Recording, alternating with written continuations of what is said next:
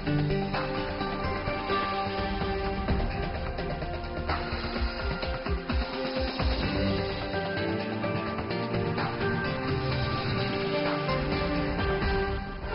today's World Insight with Tian Wei, tragedies due to trafficking and modern-day slavery, who's to blame and what to do about it. And the quest for quantum supremacy in computers. Has the digital game changer arrived?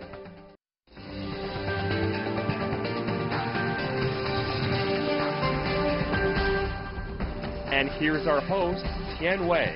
Hello and welcome to World Insight, coming to you live on CGTN from Beijing. We begin our program with an investigation into the deaths of 39 people. An international police hunt is underway right now for those responsible for the deaths of 39 people found in a refrigerated truck in Britain. The 25-year-old driver has been charged with 39 counts of manslaughter. In recent years, though, more cases of human smuggling and illegal immigration have caught global attention. Before our discussion about the root causes, take a look at this first. The first court appearance. The British police said the driver charged over the death of 39 people whose bodies were found in a lorry in Essex last week has appeared in court, facing charges of manslaughter, human trafficking and money laundering. 4 others have been arrested for their alleged involvement. We have to gain so much information as we go through to make sure that we don't miss anything. All of that takes time, and it will continue, unfortunately, to take time. 39 bodies, including 8 women and 31 men, were found on October 23 in a refrigerated container traveling to Britain from the Belgian port of Zeebrugge. The bodies in the lorry have been moved to hospital for identification. The case has shocked the UK and beyond. Authorities from China and Vietnam are working with police to identify the victims. Some families in Vietnam believe their relatives were among the 39 found dead. Vietnam's Ministry of Foreign Affairs says there was no official announcement yet on the nationalities of the victims.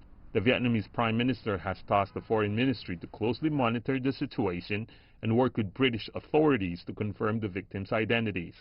In the past week, this is not the only reported case of human smuggling. 8 migrants, who are all from Afghanistan, including 4 children, have been discovered in another refrigerated truck in France last week. A French newspaper said the smuggled migrants were about to cross over by ferry to Britain. In recent years, smugglers are preying on people desperate for a well-paying job abroad, who ultimately pay the price with their life. What's fueling the trafficking?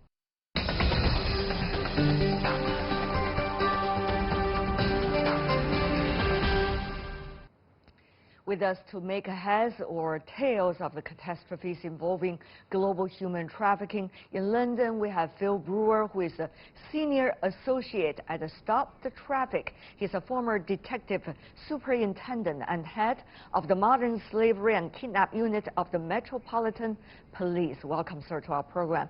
Also joining us in London, Jonathan Thomas, a migration researcher at the Social Market Foundation. Last but not least, in Tokyo, Lin Tianwai, adjunct research fellow, National University of Singapore. Gentlemen, welcome to the program. Mr. Brewer, what do you make of the frequent cases apparently regarding human trafficking and a destination like that of the UK? Well, this is just one of many investigations that will be ongoing. You know, the fact is that these cases are very much, the business model is that someone stays hidden so they can arrive undetected within the UK. So it's not surprising, you know, that unfortunately we've ended up in a situation like we're seeing before us now. But this is unfortunately just the tip of the iceberg. The tip of the iceberg. How big is the iceberg? That is really the question, Mr. Thomas. After doing research about the area for quite some time, what would you say? Well, I think we need to go into the terminology a little bit here. People talk about modern slavery, they talk about people trafficking, and they talk about human smuggling. There are people who are being trafficked, which has an element of either they're being moved against their will or they're being misled as to their situation when they arrive. but there are also a lot of people being smuggled, and in that sense, those people are being moved willingly, but they're obviously being assisted to evade immigration controls, and therefore, you know, if you're talking about all of those things together, you're talking about a very large group of people. Right. But it is you know, smuggling there are really that we differences. are It doesn't mean talking that they about can't here all be in moved. this sense, Mr. Thomas. It's a human smuggling, which is apparently the case this time. I think that the stories are still coming out, and of course what I was kind of going on to say there is that obviously groups can include, you know, they include different people who can be in different situations, but some of the stories that seem to be emerging from this do suggest that the people who were moving were willing to move and willing to take the risks to move. Yes. They were obviously not thinking they were taking the risks that, as it turned out, they were. However, according to some media accounts, there seems to be interactions between the victim and their families. If those stories were exactly those stories of the victims, of course, the investigation is still going on. But Mr. Lim, we understand some of those knew the kind of situation that they have to go through, and they knew that in the truck, quote unquote, it is a totally different story. But still, we see cases like this keep on piling one after another over the years. And Mr. Lim, what is going on? I think there are many reasons. Mr. Lim, please go first, and then we go to Mr. human Brewer. smuggling. Thank you. Mr. Lim. I think we have there are many reasons which account for human smuggling. In the case of Southeast Asia, we have seen the smuggling of Rohingya refugees. The major cause of that kind of situation is the conflict that is taking place in the hometowns of those who are being smuggled. In other cases, it appears to be what one of the previous guests has mentioned, being misled, given false promises to be brought to a better place, and then discovering upon landing in those places that is not what they are promised to be in. Then there are also economic reasons, pressure, social economic pressure to move to somewhere where there are better economic conditions, a promise of a better life. So there are many sort of motivations for people to be voluntarily, either voluntarily participate in human smuggling activities, to pay the smugglers to smuggle them, or to be misled, given promises to be brought to a new place. So there are various reasons that we have seen in the context of Southeast Asia. Right. Well, for those that are in a much better economy and social situation, it is very hard to imagine why those are voluntarily to be smuggled and pay handsome for that. But there are very different reasons behind many of the different cases. So, Mr. Brewer, from your years of experience dealing with the field, what would you say? Yeah, the issue is that there is that draw, particularly to the UK, where people, you know, you sort of alluded to this, that, you know, we talk about lifestyle choices, we talk about making life choices in terms of providing a better life for ourselves and for our families, and unfortunately the draw to the UK is the belief that you come here, you can earn far more money for a similar job here in the UK than you will if you're able to find work in your own country. So there's a massive draw, and I think you're right. People don't always understand that. They believe that this is an informed choice, that you know, situations, that the whole sort of way the social network is made up is very similar, but actually it's completely different. And the fact is that someone will decide to travel halfway around the world to take a chance in the UK, probably hearing stories of friends or relatives that may have been exploited, but still making that lifestyle choice in the belief that hopefully they'll be lucky and they'll be able to provide for their families. But Mr. Brewer, if you think about that, it's been decades that governments, international organizations, civil society has been helping to get that message across, that human smuggling is not the way for you to get out of the place where you were in order to change your life. But still, things like this happening as we speak. Some already known, some still unknown as we speak. So, Mr. Brewer, is there any hope that this can be stopped, at least to a certain extent?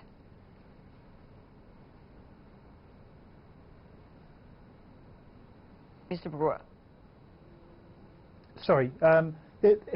This is we're talking about money, and you know the people that are responsible for that exploitation will make significant money out of this. So they will do everything they can to ensure that their business model isn't disrupted.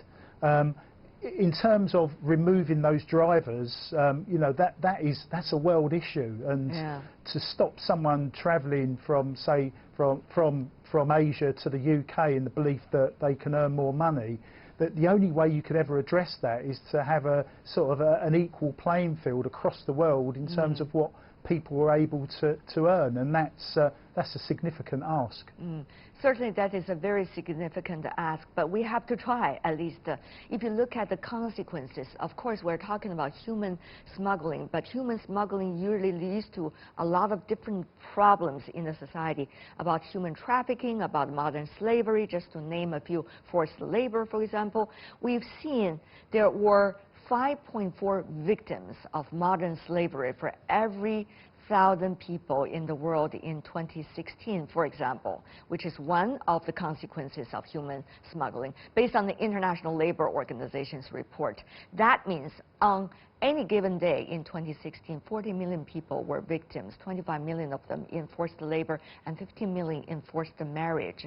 It was most prevalent in Africa with 7.6 victims per 1,000 people, followed by Asia and the Pacific at 6.1, then Europe and Central Asia at 3.9. These are just some of the numbers. Once again, it is about rather the human slavery, but it is closely linked to the issue that we talk about today, which is human smuggling. Having said that, though, may I go to you, Mr. Thomas, about that? How much do you think both the legal framework and also the police as well as other entities of a nation state would be able to do together to prevent as much as possible these kinds of quote-unquote human smuggling business model would not work? Yes, I mean, I think the first thing to say is that there has been great strides forward in the past 20 years in international law, instruments from the United Nations, regional instruments from in Europe and elsewhere, or against people smuggling, against trafficking, against modern slavery. But I think, though, sir, you know, for those of us who do not do the research every day, what are some of these instruments you just talk about? What are the most effective instruments you talk about? Why couldn't that apply in this case or some of the earlier case we have already known? Well, I think it could apply, and I think that's what people will be tried under. I think you have to question, though, the efficacy of international law to stop these kind of events, given the drivers that the underlying drivers that the other interviewers have talked about. And I think there are other problems with these I suppose transnational legal instruments in practice. One is obviously these chains of smuggling or trafficking span many countries. Again, some of the stories that are coming out from this tragedy show that people travel to different countries and maybe worked a bit there and then moved on later. They didn't just travel to the UK, and that makes it very difficult to deal with from an enforcement perspective. You have obviously you need a lot of cooperation between different authorities in different countries. I think the other thing to say about modern slavery is it often hides in plain sight within the country. So if you're in the UK and you're in a nail bar or you're at a car wash, you won't necessarily know that some of the people there may be victims of modern slavery, so it's not so easy to spot. And then the victims themselves don't tend to come forward for various reasons. One is the fear of the people who've trafficked or enslaved them, but also the fact that once they come forward, they may be returned and they may be returned to situations they don't want to be. So there's lots of complex interactions that mean that, you know, while the law can have a place, it can't really stop, you know, what we've seen here. Besides the law, what are some of the other important instruments? Mr. Lim, I know you are more into geopolitics, but certainly doing research about the wealth gap and divide in the world in the Asia-Pacific region. So your thought in this regard? Well, there is definitely much needed effort for long-term education, particularly for vulnerable groups like women and children and people who live in poverty. Long-term education for them to realize the dangers of human smuggling. Then there is also the need for education in terms of ethical consumption. Many of these people who are smuggled eventually end up as laborers. Some of them are forced laborers to work in agricultural sector or in manufacturing sector. So there's a need to go through the supply chain to find out which part of the supply chain are using forced labor and people who are smuggled, and stop purchasing or consuming products made by these facilities. And also big companies, multinationals, can go through the supply chain and cut off companies that use laborers without ethical concerns or involve human smuggling. So there's a long-term education in the sense of people who are vulnerable, the victims themselves, as well as the corporation and consumers in the world who are using products that could possibly be made using smuggled humans, especially through the supply chain. Yes, indeed. And of course, law enforcement is the most important. As the previous speaker has mentioned, many of these syndicates are transnational in nature. So there's a need for greater coordination between the police forces of different countries that are involved. In this most recent case, in Vietnam, for example, they have already arrested 3 women and 1 man. So a lot of intelligence can be gathered from the people who have been arrested, perhaps exchange the information with the Essex police, as well as the police in Ireland, who have been tracking a possible Irish gang that have been involved in this most recent tragedy in human smuggling. As a detective superintendent of the Metropolitan Police, Mr. Brewer, you really have an authority in this regard to see how much and how well the coordination, whether intelligence sharing and also clues, as well as a police working together among various nations. How does that work? Well, it actually works certainly within Europe really well. So through Europol, the European police, and through Eurojust, which is the European justice system, there are instruments that we can use, and something called a joint investigation team has worked really well for the time that I was in charge of the Met's Modern Slavery Unit. It means that you effectively work as one team, so you're able to gather evidence from the different countries, and why that is important, as the other interviewees have said, you know, it means that you have that opportunity not just to share intelligence, because that is really important, but actually obtain evidence from each other's country.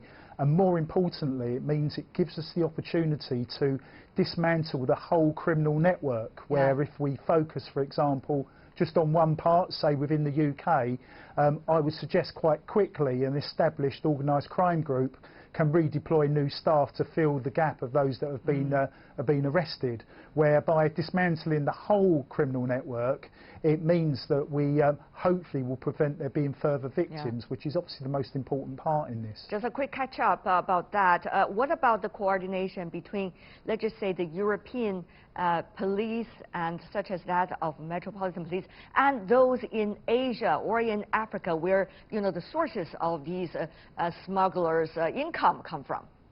Mr. Brewer. Yeah, there is, the coordination is not as well played out, but certainly in my experience we've had some really good working relationships with other countries outside of Europe. It's not been as well supported through legislation or through investigative tools, but using organisations such as the National Crime Squad the National Crime Agency in the UK, with their own officers deployed in important countries from a crime point of view, we are able to work together, and certainly some of those legislative instruments are able to reach outside of the EU to help support joint investigations in non-EU countries as well. All right. Thank you so much, gentlemen, the three of you, helping us to understand much better about the root causes and probably the most important instruments to be used to prevent things like these to happen. Thank you. Really appreciate it. Phil Brewer, Jonathan Thomas, last but not least, Lin Tan Wai. Thank you. You're watching World Insight with me, Tian Wei. Still to come on our live program.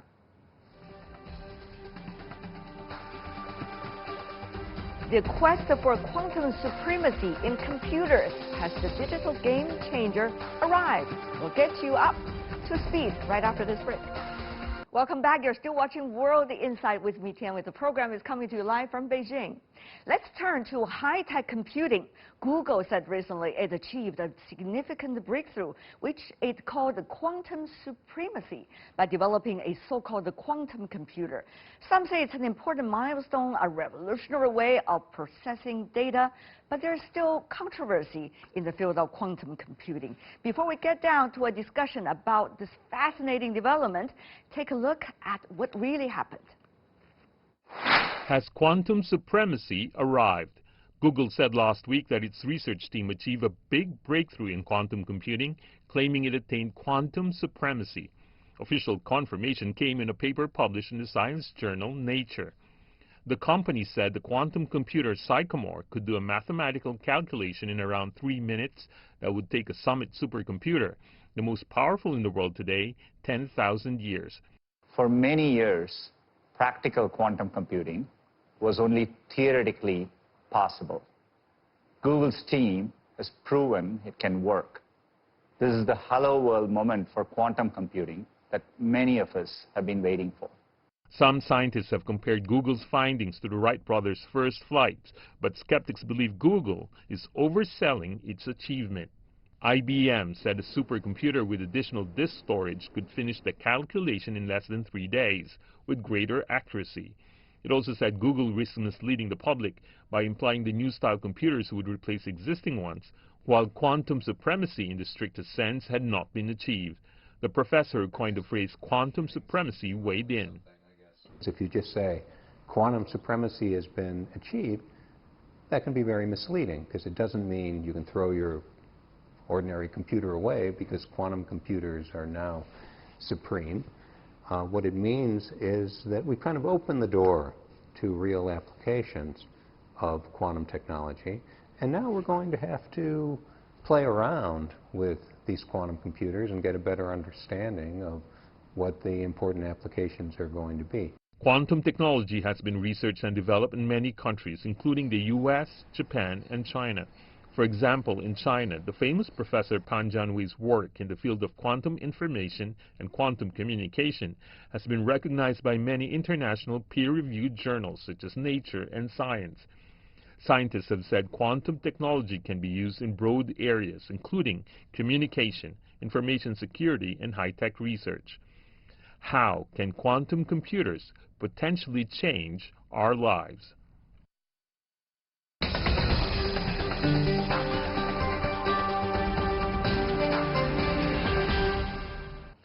Well, for more on quantum supremacy, let's turn to our panelists. They have much better knowledge than me about this. In Lancaster, we have Robert Young, who is the director of the Lancaster's Quantum Technology Center and Quantum Base. Welcome, sir. And also in our Beijing studio, we have Zhang Fan, who is an associate professor of gravitational wave and cosmology at the Beijing Normal University, but certainly fascinated about the quantum technology. Right. On the other hand, we also have here Andy Mock, our current affairs commentator, also senior fellow from the Center for China and Globalization. Welcome as well.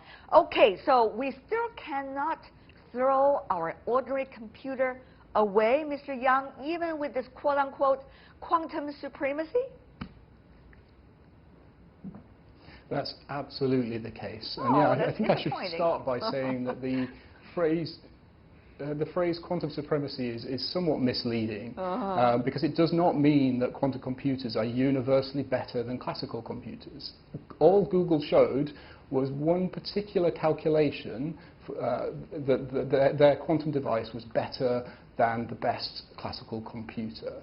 And that calculation wasn't particularly exciting. So it's really the tip of an iceberg and the start of a new revolution. I see. Well, are you guys just being, you know, kind of phenomenon of sour grapes?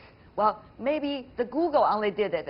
The other guys didn't do it. So you have this sour grape phenomenon in a way. Is that true, John Fan? Tell me more about that. Well, can we throw away the computer now? Not in my case. I'm not involved in this work, so I'll be honest and just and say, unfortunately, you can't do that. Well, if you want to go back to Stone Age, sure. No. Yeah, but if you want to replace that with a quantum computer, no. So this one is particularly the task that it was doing was particularly suited for the quantum computer, and it's trying to ask the classical computer trying to mimic what the quantum world does, and that's really difficult. So it's really stacked against the classical computer. No wonder it does better, but that's a good start. Yeah, if I understand your words right, is that the quantum computer that we are talking about today, which is developed by Google this time, only could perform the result that it's on its own to achieve. In other words, it does not necessarily have the capability yet to be able to accomplish the mission as we ask the computers to do.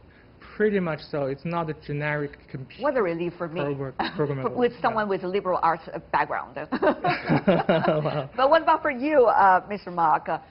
What's next? You know, we've been hearing about, you know, computers for decades now, from 1930s when there's so-called the Turing machine. That was the very basic of computers.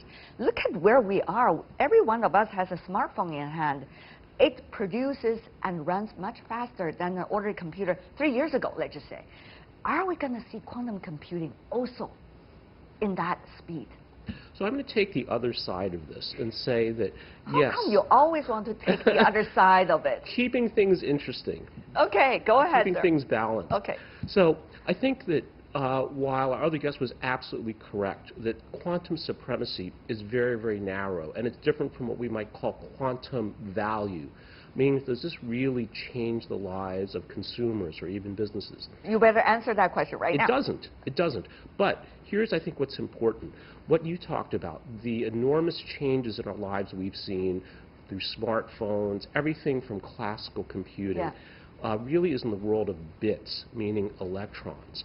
So as Peter Thiel, one of the early investors in Facebook, joked quite famously, we expected flying cars, we got 140 characters, meaning we expected the classical computer revolution to change the world, and all it did was give us Twitter. I mean, he was exaggerating. Well, but you know, it's interesting because it really shows certain kind of theory or logic here, right? Mr. Yang, because so-called the nature is not classic. In other words, we cannot expect what we had before, whether it's logic or the way of doing things, to be repeated in a totally different world of technology. That is something I learned, even though that's also an old logic anyway. So, Mr. Yang, how should we understand the world of quantum computing and the logics and development, evolution of it, compared to, let's just say, the computer time, the computer evolution? Yeah, I think that's a really important point. So quantum computing, quantum technologies are incredibly exciting. Liberal arts background. Yeah, go ahead, sir.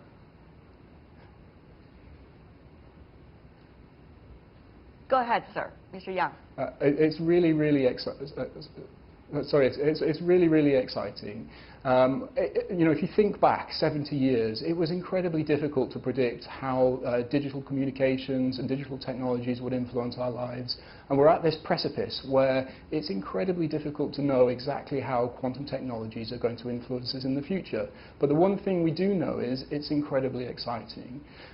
We know certain problems, certain algorithms which quantum computers can perform faster than classical computers.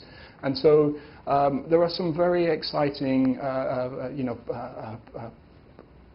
new protocols which will be implemented on quantum computers in probably less than a decade. So I absolutely agree that the future is really interesting. Oh, I would agree on that as well. But if you look at the prospect, I was trying to learn something before coming into the studio. And it was like what the ordinary computing, you know, even the fastest supercomputer that we have today, have to do with 10,000 years' time. Can be done in quantum computing, even with the current technology, be able to finish with 200 seconds. So that is the kind of dramatic change we're talking about here. But, you know, with that dramatic change, even at the very initial step, how is it going to transform our world? Do we know? We don't know for sure. Well, that's my opinion. So first of all, just a disclaimer.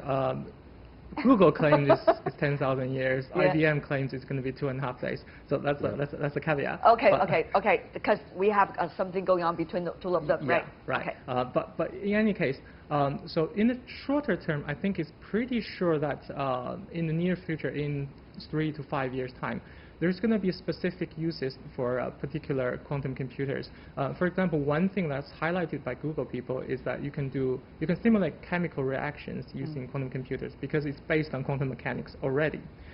But in the far future, when you try to do what normal computers do every day for us, like video streaming and that sort of thing, general computing, then you need a large, very, very complicated quantum computer. And I'm not entirely sure. I'm not an expert on this, but I'm not entirely sure whether that's possible at all. Yeah, this comes a very interesting question for us. In other words, Fan, if I could just follow up before going to Andy, that is, are we going to see quantum computing, being called at least that, be able to replace the kind of computers that we have today? Or is it going to be more interactions as quantum computing developing with a already matured computer science that we have seen today? So how does that work? So certainly a lot of people are advocating the first choice, that's complete replacement of the current one, and a lot of people think that's the third step. Currently the quantum supremacy is the first one, funding uses is the second one, and the third one is general purpose quantum computers. But I think even if you don't arrive at the third step, there's something called heterogeneous supercomputing. That means you have a cluster you have a big computer, but the computing chips in it are all different. You have GPUs, CPUs, all that sort of things. And adding quantum computing specifically to deal with certain tasks, and then having the other stuff deal with the more mundane stuff, and also try to organize everything, I think it will be useful already. Very interesting. Mr. Yang, your opinion. This is a very important question, I think.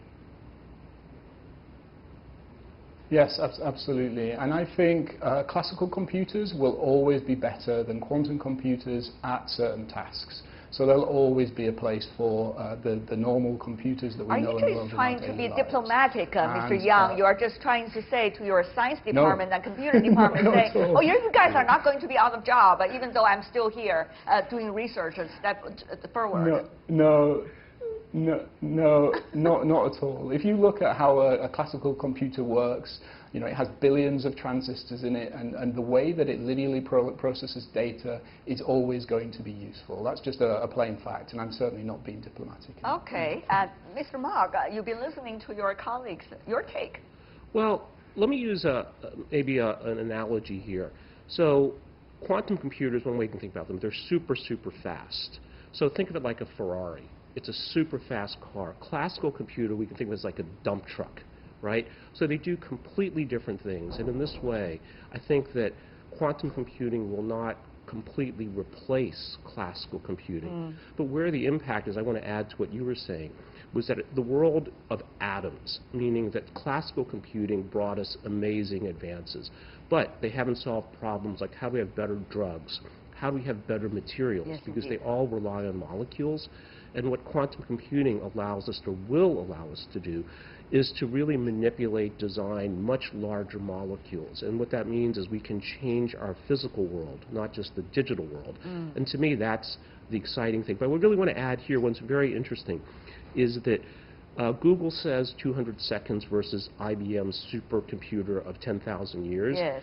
That's a 1.5 billion times difference, right?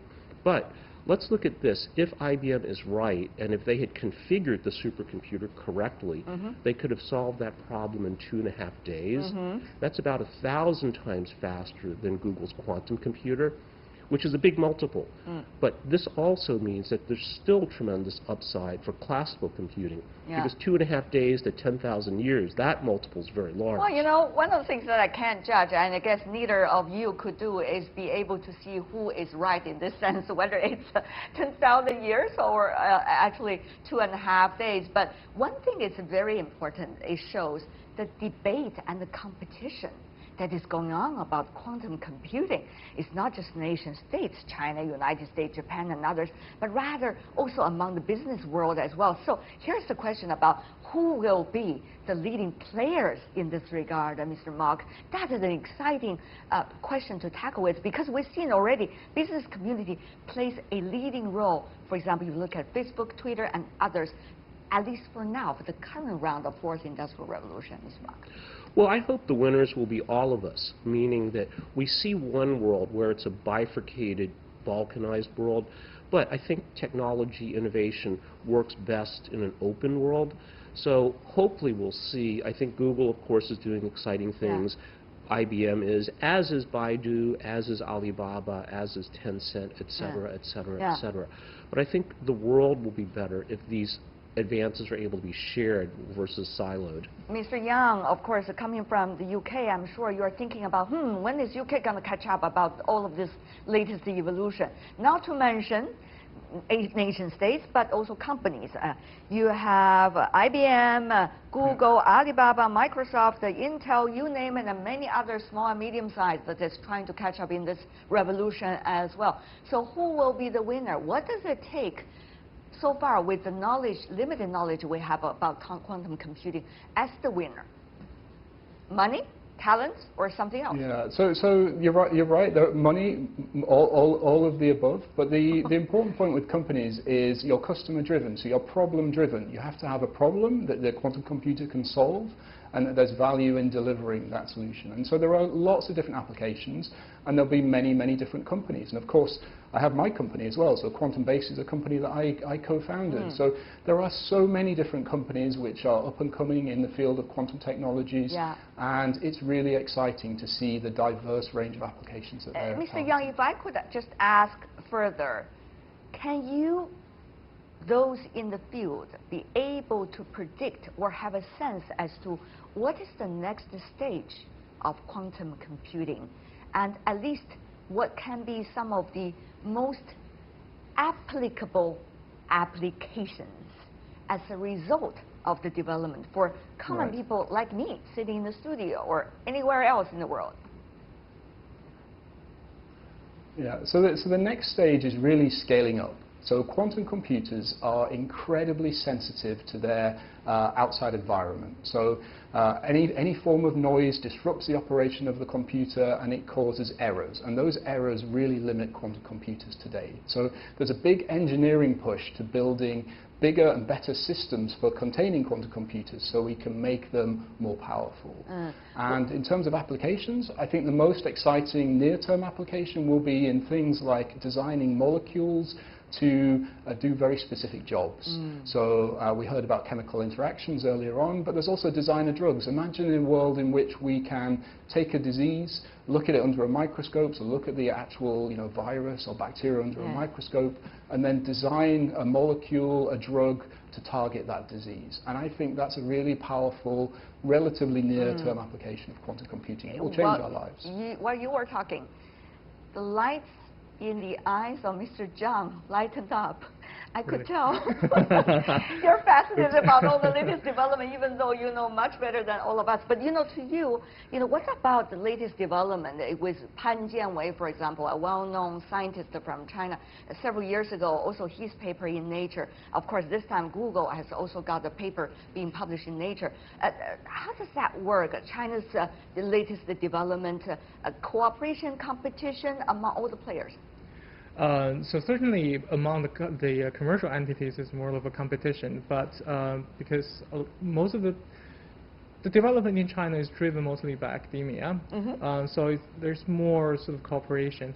The thing in particular about China's effort in this direction is that it utilizes a different technology. It goes in a different route than Google and IBM. Google and IBM uses superconductors, while the Chinese team uses photons. In the long run, I don't know which one is going to win out. Currently, in terms of computing capabilities, the photon one is falling behind. Yeah. But if you add on communication between quantum computers, quantum teleportation, that sort of things, then photons may still have a run. So that's why you need many different competitions. Exactly, as much as possible. That really makes things better. All roads lead to Rome. Who knows, right? At this point. But thank you so much for the thrill of you. I know much better about quantum computing before I sit down in this chair and talk to you. Thank you, really appreciate it. Robert Yang, Zhang Fan, Andy Mark. Thank you, gentlemen. Thank you. And that is all the time we have for today. If you'd like to see more, try to find us, World Insight CGTN, into your search engine. Check out our YouTube channel. Also follow us on Twitter, Facebook. And from me, Tian Wei, and everyone on the World Insight team, thanks for watching. Tune in again next time for more insights across China and around the world.